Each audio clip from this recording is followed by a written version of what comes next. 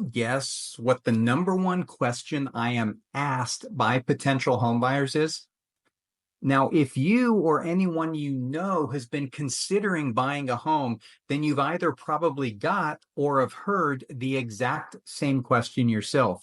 And that is it a good time to buy a home? I mean, considering home prices recently hit a new all-time high, mortgage rates remain much higher than they were forecast to be, and affordability is at an all-time low, it's really no surprise that you have that question at all. Now, in this video, I am absolutely not going to try and convince you that now is a good time to buy. Truth is, for some people, now could be a great time to buy. And for others, not so much. Now is not the time for them to consider buying a home. So how do you know? Right now, stay tuned because what I'm going to do is give you 3 steps, 3 pieces of advice, if you like, on how to determine if now is a good time to actually buy a home. And if you decide that it is a good time to buy, at the end of this video, I'm going to share where you can find the absolute best opportunities in today's market.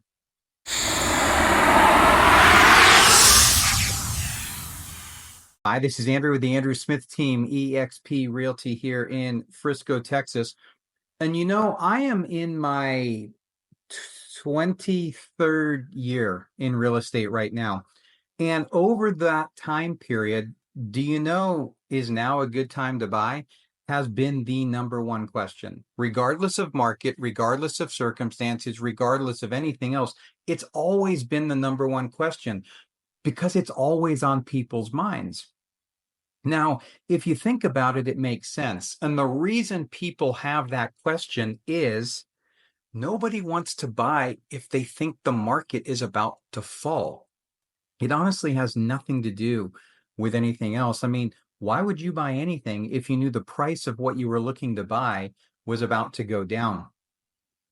And that has always been the case. And with that in mind, I invite you to do something. Speak to a friend, a family member, or relative, someone that owns a home or someone that has owned a home for years, and ask them this question. When you were looking at buying your home or when you're looking in the real estate market, were you ever in a situation where had you been able to buy 5 years ago, 8 years ago, 10 years ago, would you?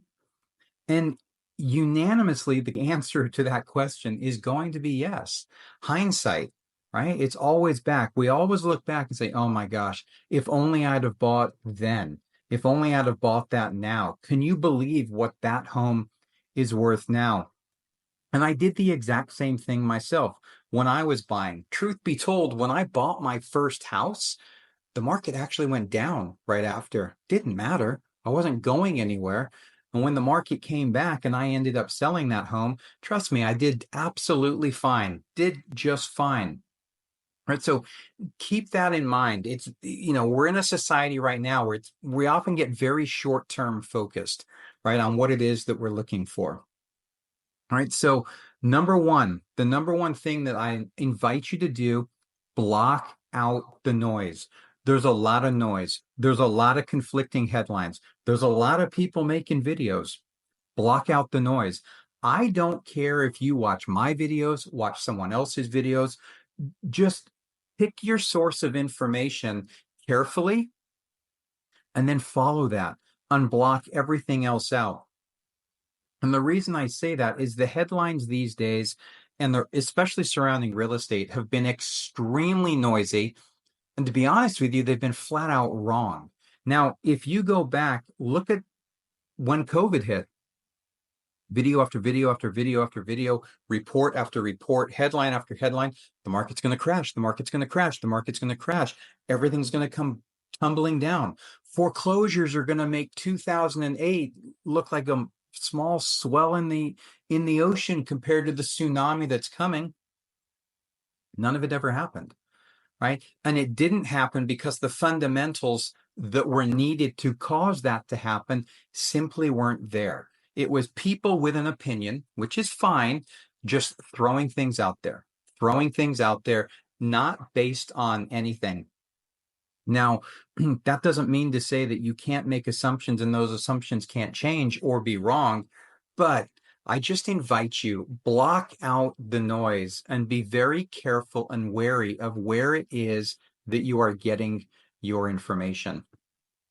All right, number two, know why you're buying. That really plays into whether or not now is a good time to buy. And if you go back just a couple of years, people were in frenzy mode. This kind of fueled the crash scenarios once again. There was a feeding frenzy going on. We had artificially low, ultra low mortgage rates, which is one of the reasons the market's in a bit of a problem today and home prices aren't coming down. But it was, oh my gosh, I've got to buy. If I don't buy now, I'll never be able to buy. Prices are going to keep going up like this forever. You know, I'm going to bid 50, 80, 100, 120, 150,000 overpriced. I'm going to waive all my contingencies. I have to get in. I have to get in. That's the type of frenzy that was going on. So in that particular case, for those people that stepped back out of the market, it didn't necessarily hurt them. If they bought in the year that followed that, they did just fine. So again, know why you're buying. In some cases, you know, for me, when I bought my first house, I was engaged. It was time to plant roots. My wife and I didn't want to, or my to-be wife and I didn't want to rent anymore. It was unpredictable. Could it have been a better value if I look at just dollars and cents? Yeah, I don't recall exactly at that time, but I know many people that were planning on renting for a while and the landlord decided to sell the house, or the apartment complex kept raising the rent, or the people that moved in right above them made so much noise it was unbearable. So there's a lot of reasons. Sometimes it's just you want a stability, which is what home ownership actually offers you. You fix your cost in terms of your mortgage, and you have a place that you can make your own. Again, is that for everyone? No. Other times, maybe your family's growing. You know, baby won't wait for mortgage rates to come down. Baby's coming. If you need more space, you need more space. That's another reason why you would buy. Could be a job transfer. You might be wanting to move closer to friends or closer to family. Quality of life issues. You may be children of a certain age and you need to get into a specific school district or different school. Different people have different reasons, but you will make the process a whole lot easier if you know exactly why it is that you're buying. And then number three, lastly for this video, is know what market trends to follow in order to help you determine where the market is going. What you see on the news more often than not, they talk about the trend of home prices. As I mentioned at the beginning of this video, they just mentioned that home prices are up again, but that's old data. I'm not saying that follow the sold home pricing trends is not a good idea. It's interesting to know, but it doesn't tell the whole story. It doesn't tell us where the market's heading. Just because prices went up year over year from March to March doesn't mean they're going to be up year over year from July to July. Okay, so it's understanding that cycle in how things work. So if we look at March or April, for instance, those homes went up for sale in December or January, the low point of the market. They probably got an offer in sometime in February. Those properties closed sometime in March, maybe the beginning of April. So what those numbers are showing is what the market was doing in December and January. A better thing to do is to watch what I like to watch is I like to look at the number of sales, but more importantly, there's two metrics I follow, three really, pretty closely. Now let me share my screen and I will show you exactly what those are. What we're looking at right here is from my weekly market report. I invite you to check this market report out. I've got a link to it in the description directly below. It allows you to follow these metrics really, really easy for any city or zip code of interest to you. You can subscribe to it, be delivered right to your inbox and each and every week. And know if you do subscribe to it, I'm not going to call you 100 times. If you need something, you know where to find me. Okay, so in this box right here, this is where you can put in any city or zip code that you like. In here, as we scroll down, this is kind of a snapshot. We're going to go down just a little lower, and I'm going to show you these more in detail, but I'm looking at the median list price. I'm looking at how many homes were price decreased, and I'm looking at inventory. Those are the three metrics that I am tracking. Inventory going in reverse. The reason I'm looking at that and the reason home prices didn't fall over the last few years the way they thought they were going to is supply and demand. Everything on pricing is related to supply and demand. There simply was not enough supply relative to the demand, even though mortgage rates were higher. So it's important to follow that metric. So as I go down here, I'm going to look at the expanded view of this. I won't spend a ton of time on this, but look right here. This is showing us from November. It's showing us the inventory trend. Is inventory up? Yep. Right now, we're at the highest level of inventory we have been since August of 2022. But the last time we were there was back in July of 2020. So it's only the third time in the last 4 years, the second time in the last 4 years that we've gotten back here. But the market is still undersupplied. Next, I want to know how many homes are having a price decrease. Here's why. Not many sellers put their home on the market just to test the market. They usually want to get their home sold.